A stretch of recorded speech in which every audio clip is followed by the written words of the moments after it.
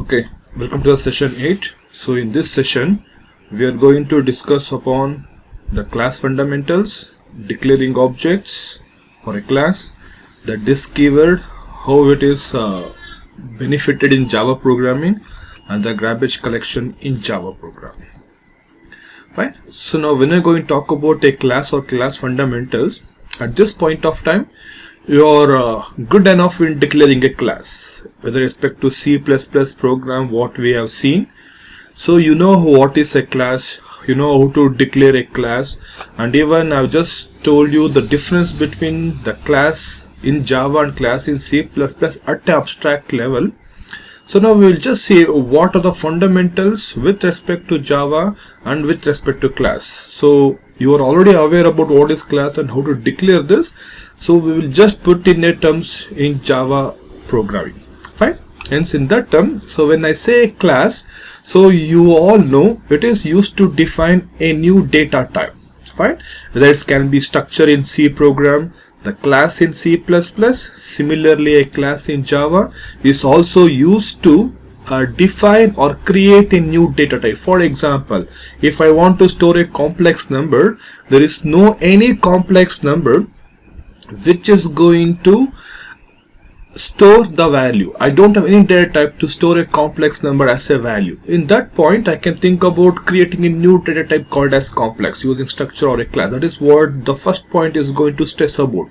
The second point is, remember the class is a template for any object what I'm going to declare hereafter. And so class is just a template or a basic structure which will give you the information how the structure should be created, how many memory space it should occupy, how many memory space what has been occupied should partition into the data members, and how the data members should be used. And that is what the class is just going to give you, the basic structure, nothing else. Hence, once you define a class, you don't have any memory allocated. You cannot use a class to store any value. If you want to store any value, a memory should be created in the form of object with the reference of objects.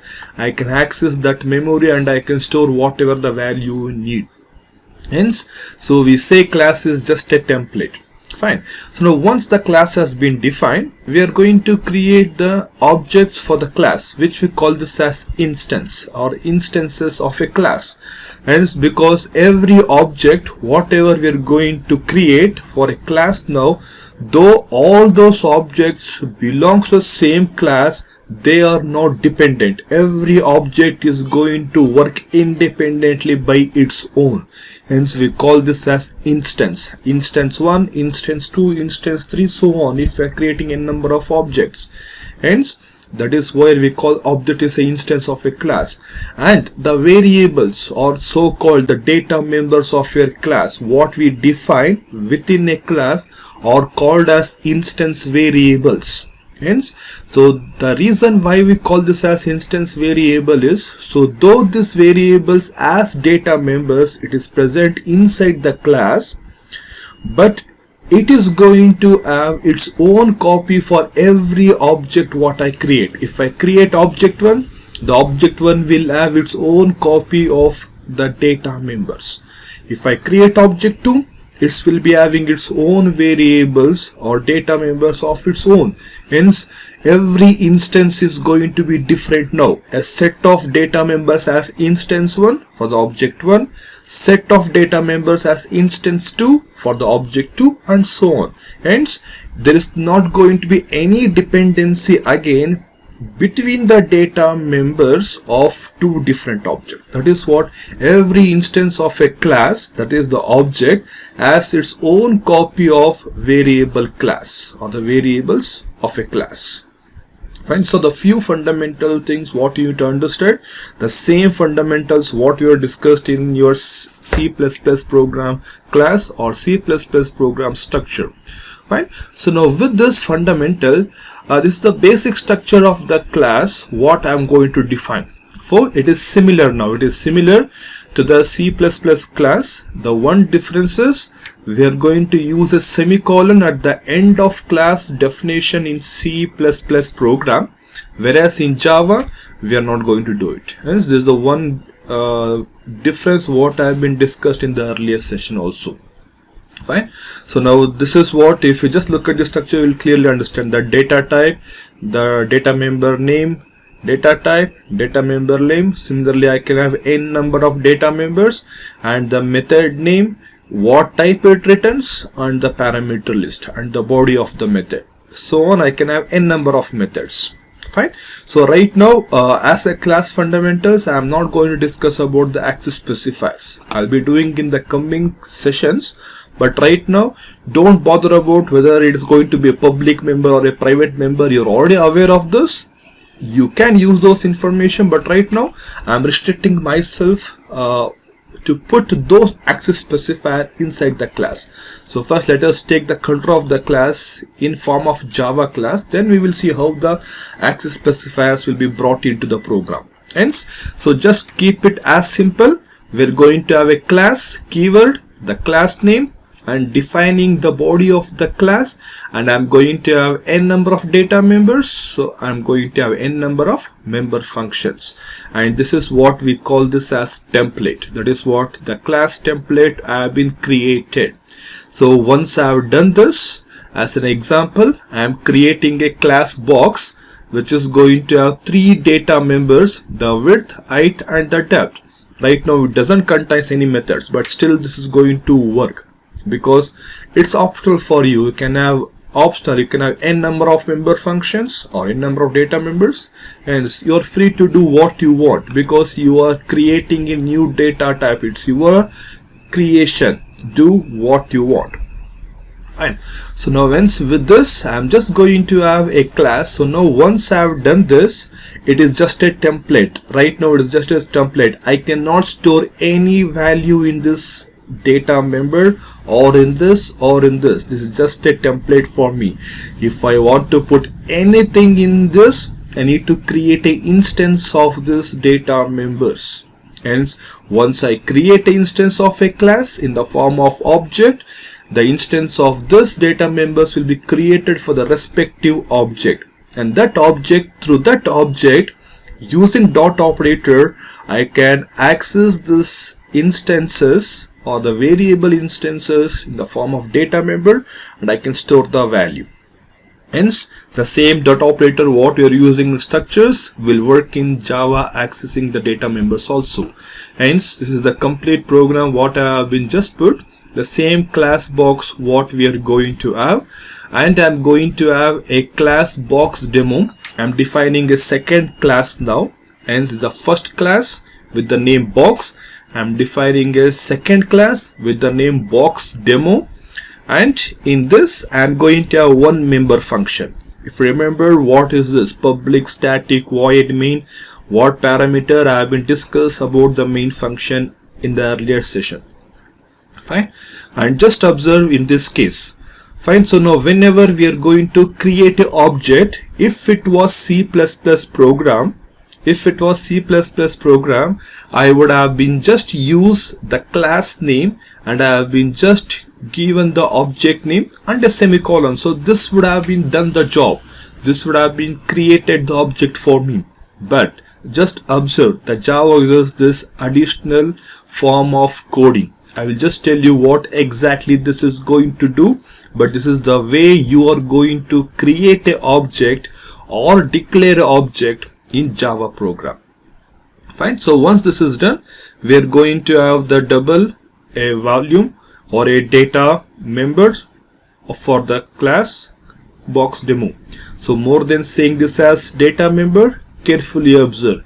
This is not a data member. If you think this is data member, this is not, because the class demo contains a member function. Main is a member function. Now inside the main I am declaring a variable. Now this becomes a local variable for the function main, and this is the local object for the function main. Hence, don't assume this both to be the members of the class box demo. Right now the class box demo has got only one member in the form of member function with the name main. And so the sum of the operations what I'm doing using dot operator. You're already aware of this. Use the object, dot operator, and the data member. And I'm just going to put into form of some calculation and print it as an output. Fine. So now just few more things what you need to observe from this example now. Fine. So now once your program is done, you need to save this. And while saving this program with the extension .java, as I told earlier, you are not free enough to choose whatever the name you want. You need to make sure you are going to use the appropriate name. That is, the file name should be box demo.java. .java is a common extension, but the file name, focus upon file name, it should be box demo, because though there are two classes, box is the first class, box demo is the second class. Out of these two classes, if you observe, the main function is inside the class box demo. Hence, for this reason, wherever the main function has been defined as a member function, that class name should match with the file name what you're going to store. The very first important point. The next point, on compilation, that is when I compile this program after saving it as box demo.java, this is going to generate two class files for me. It's going to generate two files with the dot class extension, because there are two class in my program, two independent class, and so I'm going to have box dot class as well as box demo dot class. And so when you're defining a class, it need not that every class should be in the same program. If you want, you can put this box.java in a separate program and box demo.java in a separate program. Hence, I can have two different programs. Need not have only one program and put both the classes. If you want, you can do it. But you cannot use the box.java for execution, because this doesn't contain a main function. Hence, just to keep it simple, right now we have stored both the class in the same file with the name box demo.java. This is what you can do if you want. Is it fine? And so now when I want to run the program, make sure you call box demo.class for execution. Though there are two class files, you need to use box demo.class for execution. So a few things which earlier I have discussed, I will just put it over once again. Fine. So now with this class fundamentals, now just look at how we are going to declare an object. And as I told you in the previous program example, so declaring an object in Java is quite different than what we have seen in C++ program. Hence, declaring object in Java is always a two-step process. The first step is we need to declare a variable of the class type. Whatever the object you're going to create for the class, for that class I need to declare a variable first. Now the variable what I have been declared should be used to acquire an actual physical copy or physical location. Fine, as there are two steps. First declare a variable, then acquire a physical memory or actual memory space for the variable what you have just created. That is what we do in declaring a object. Hence, whenever I want to declare an variable, just use the class name as box, and I'm going to give the variable name as my box. And when I've done with this, variable does not define an object. I have been just declared a variable for the class, and so this is not treated to be an object. Hence, so this is just simply a variable to refer an object. I am just giving a name which I can use, or a label which I can use to refer an object which I will be creating in the step 2. Hence, this my box right now contains the value null. Until you are going to assign an object for this variable, this is going to point at a null value or a null variable. Fine. And so now just look at the step 2 now. I am using the same variable name now as my box. Using this as a reference variable, I am creating a object for the class box. Just observe here, I am using brackets, I am using empty parenthesis. If you remember, this is looking like a constructor. We are already aware of what is a constructor. This is looking like a constructor. Hence, I am going to use a new keyword. New keyword is used to create an object, to create a memory location dynamically. Remember, the new keyword is always used to allocate a memory dynamically.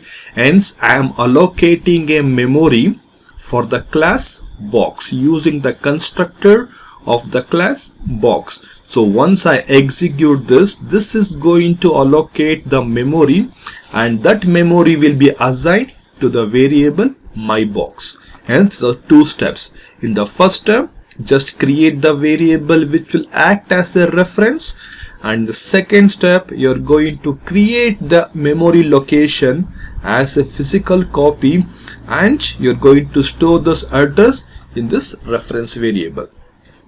And so now, so this is used to assign address to the variable using the new operator. So the two steps what you should remember, the first step and the second step.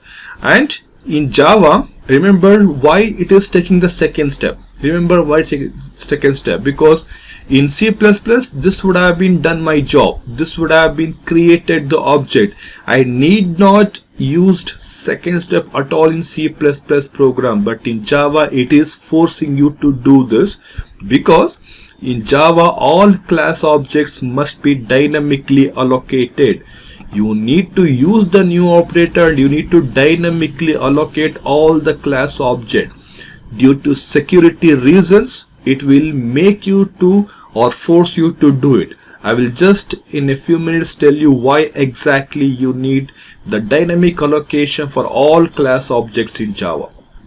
Fine. So now whenever I'm going to have these two steps, you can say it as statement 1 and you can put it as statement 2, or else as a shortcut you can put in one single statement. Even though if you are putting in one single statement, it is still two step, the first step and the second step. Fine. And so now just look at this. When I'm going to have this two-step process, I'm just going to break up the statement now as earlier. So box, my box equal new box. So when I execute this statement, as I've explained, it is going to point at nothing, that is null. It doesn't have any memory. Once I execute the second step, the memory is allocated for all the instance variables, that is width, height and the depth, the data member of the box. Hence now this is going to be the box object.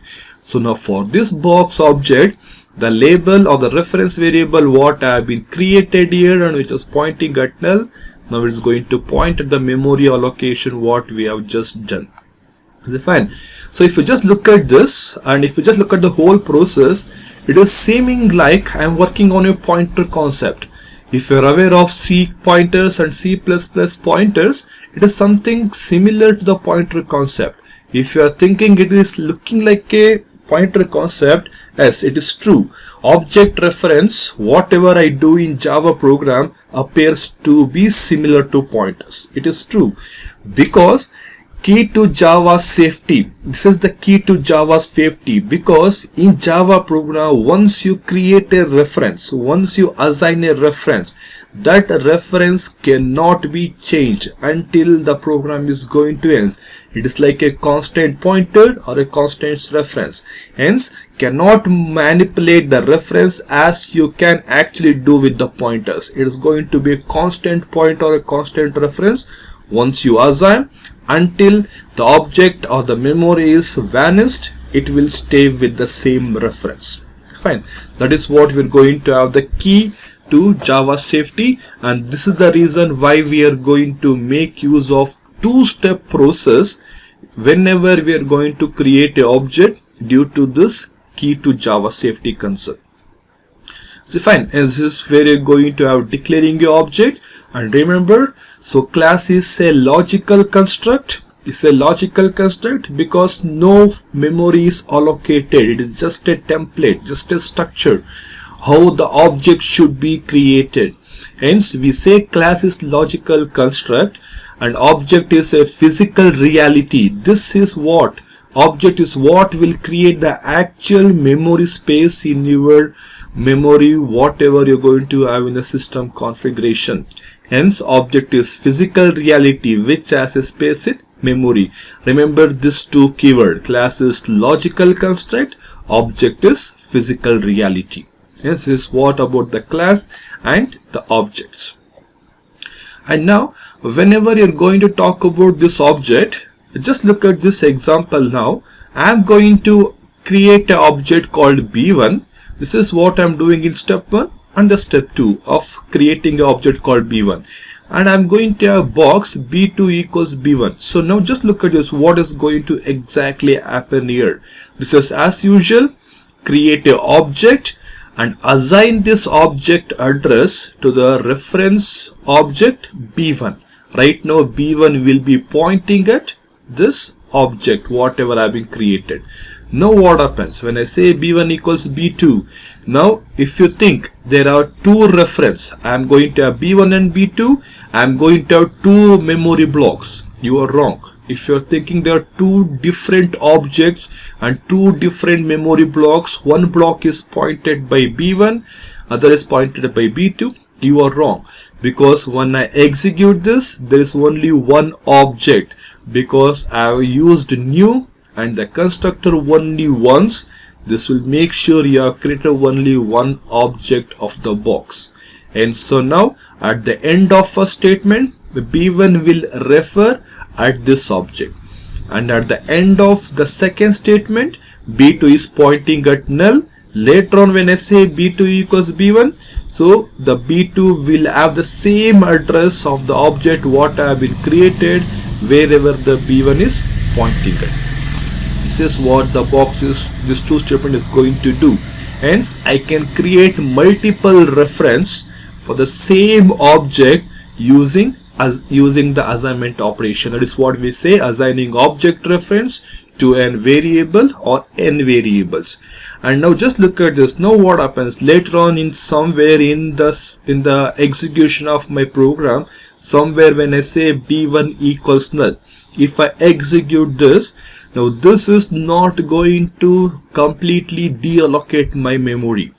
It will just make the B1 to be null. It will just make the B1 to be null, but B2 will still have its reference at the object what have been created. And so whenever you want, you can create the additional reference using assignment operation, and whenever you want, you can remove the reference or delete the reference using assignment operation with null. This is what you need to know about the object reference and how to assign this, or how to create more number of reference for the same object, or how to remove the references from the same object. Fine. So now with this, let us introduce some methods into the class. But until now, whatever we have seen in the class, we had only data members. Now I am trying to introduce a method in the class. This is the same what you have seen in the earlier classes, so no much difference right now. But remember, the methods what we define, it may act as interface to the most of the classes. That is, if I bring in the access specifiers, and right now if I say these three data members are private, then these private members cannot be accessed outside the class by any other function. Hence I need a member function which is preferably to be a public member function, using which I am going to access the data members. Hence, so we usually say methods will act as an interface for the most of the classes. Fine. Hence we will see all those things later, but just keep this point in your mind.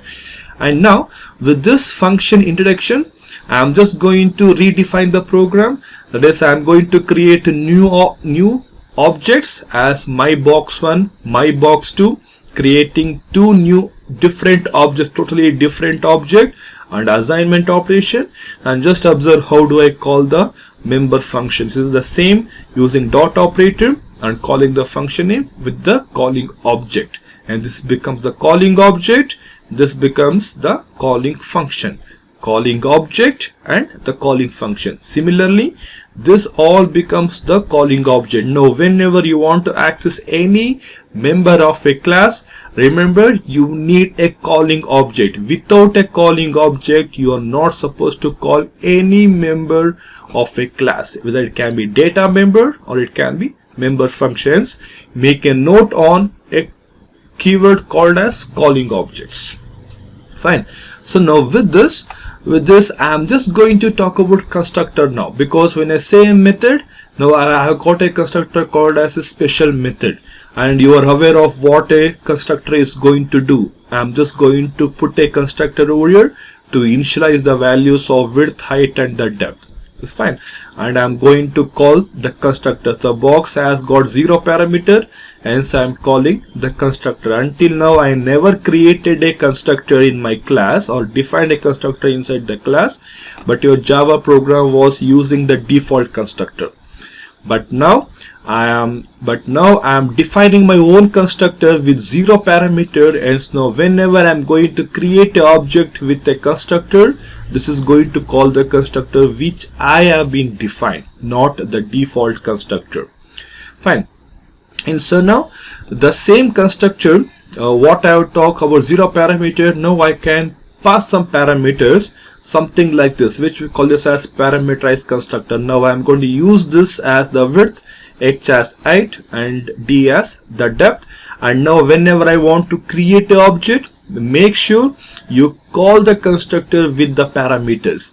The constructor takes 3 parameters. Now you need to pass 3 parameters whenever you're going to create an object. This is what we're going to talk about constructors in your Java program, and make sure how we're going to use a constructor. Now with this, the very next important part is this keyword. You're already aware about how this keyword is going to work. This keyword will always reference or always point at the calling object when I call a data member or when I call a member function. And once you are inside a member function, we call this as current object. While calling a member function, it is to be called as calling object, and when I executing something inside the member function after the function call, we call this as current object. Hence this operator or this keyword will always point at an calling object or a current object. Hence, so the refer or this keyword will always refer to the object that invoked, or what we call this as calling. Fine. Yes, now just observe this. I'm going to have box. So right now this constructor has been called when I'm creating a object, and inside this constructor you can see I'm using this keyword or this operator. And so now this is the current object. This will hold the current object data member 1, current object data member 2, and so on. Even if you don't use this, it's still the same. As right now you may think it's of no use. I'm just increasing the complexity by bringing this operator inside the constructor now. But now just look at this. This will come into handy, this keyword, when you're talking about instance variable hiding. That is, now I'm going to have the local variable of the constructor in form of parameter as width, height and depth. If you observe, these are the same words or the same variable name what have been given for the data members. Now I have got local variables of the constructor with the same name as well as the data members of the same class or of the same name. Now if I don't use this will be width equals width, height equals height, depth equals depth. Now whenever you are in the control of a function or inside a function or a method, it will always give the priority for the local variable first, and then it will give the priority for any other data member or any other variable. Hence if we just use the width, this will refer the local variables only. But now I want to refer the data member, not the local variable. Hence I am going to use the current object which has been referenced by this. Use the current object using this reference variable and say this dot width. Now this becomes the data member of the current object, and this becomes the local variable of your constructor. Similarly for other two statements. So this is where this keyword will come into handy whenever I'm going to talk about the instance variable ID. That is, when this instance variable has been ID'd, if I want to use those variables, I'm going to use this term. Hence, so this keyword has got its own advantages or the importance in your Java program, so which we will more explore how this is going to use. But right now, just keep these two things in your mind. Fine. So now with this keyword, now we will just look at the garbage collection in Java. Fine. So when I say garbage collection, it is when I'm going to create an object. At this point of time, we are going to allocate the memory, and when I think that the object is no more needed, I talk about deleting an object or destroying an object. So when I destroy, the memory what has been allocated should be deallocated, so which I can use for later use. This is what we call as garbage collection, managing the memory with respect to allocation and the deallocation. We call this as garbage collection. Fine. Hence, when I say garbage, once I delete an object, once I destroy an object, it is I'm removing a reference. I'm removing a reference between the variable and the actual physical location. When I remove a reference, this is what we call this as destroy. But the memory will still stay back. Memory is not deallocated, but the memory should be released or deallocated, which can be used for later reallocation. Once the reference has been removed, we are going to call this as garbage.